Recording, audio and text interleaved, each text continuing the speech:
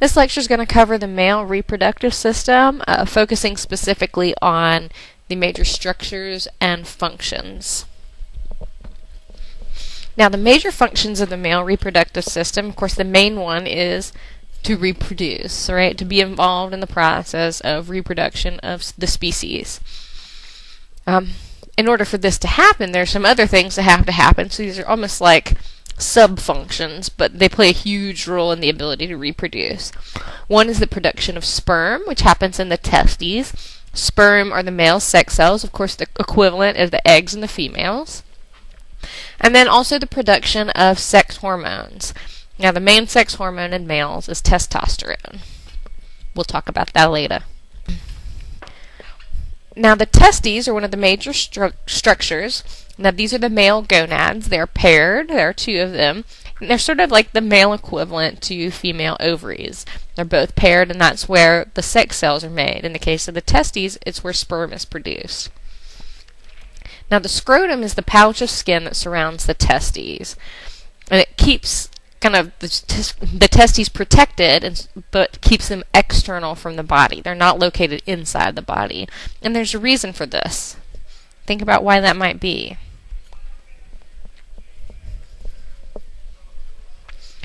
The reason that the testes are located outside of the body is to keep the sperm at a cooler temperature than body temperature. When the sperm are kept at body temperature, or a temperature that's that high, they actually don't function properly. And so to keep the sperm more viable, you want to keep the temperature lower, therefore the testes are outside of the body. And then, of course, as we said before, the sperm are the male sex cells. Just like eggs, they have half the number of chromosomes, so as a normal human cell. So instead of having 46, they have 23. And the reason for that is, again, when an egg and sperm come together, and the egg gets fertilized by the sperm, you get half your chromosomes from your father and half your chromosomes from your mother, 23 from each. Now, within the testes, there's a structure called the seminiferous tubules, and this is actually where the sperm is made. And they're located within the testes, so to say that sperm is made in the testes is true, but the specific structure that does it is the seminiferous tubules.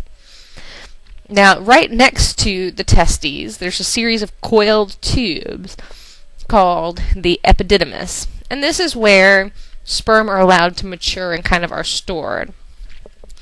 Now, leading from the epididymis is a tube called the vas deferens. Now, this connects the epididymis to the urethra. If you've ever heard of the term vasectomy, right, this is a surgical procedure that they can perform on males, and it's sort of like a form of birth control. It keeps a male from being able to impregnate a woman. And a vasectomy comes from the vas deferens.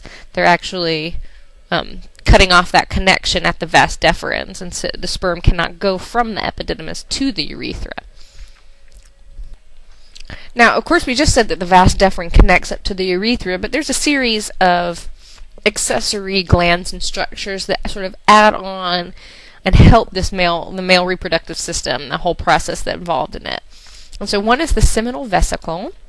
And this is a structure that sits at the base of the vas deferens, and it actually adds to the seminal fluids. So when a man ejaculates, it's not just simply sperm. There's more to it. The prostate gland is at the base of the bladder, and the urethra actually runs through the prostate gland. You can kind of see it in that picture, although it's a little hard to tell. And again, the prostate gland also adds to seminal fluid.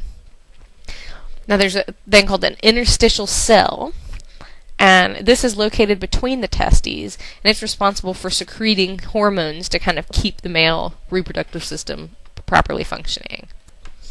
Now, as we said before, the vas deferens connects the epididymis to the urethra. So now the urethra is actually the tube that leads to the external body or outside of the body.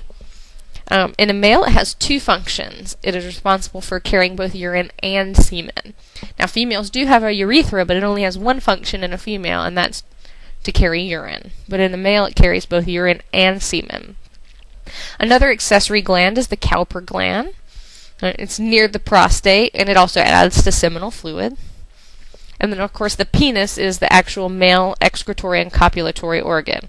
Now, it's both because, again, the urethra is in the penis, and it has two functions. It functions to carry urine, and it also functions to carry semen. So that's what makes it part of both systems.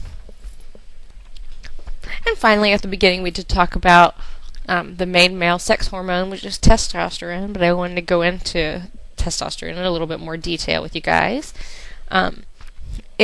Like the female main sex hormone estrogen, testosterone is responsible for developing sex organs.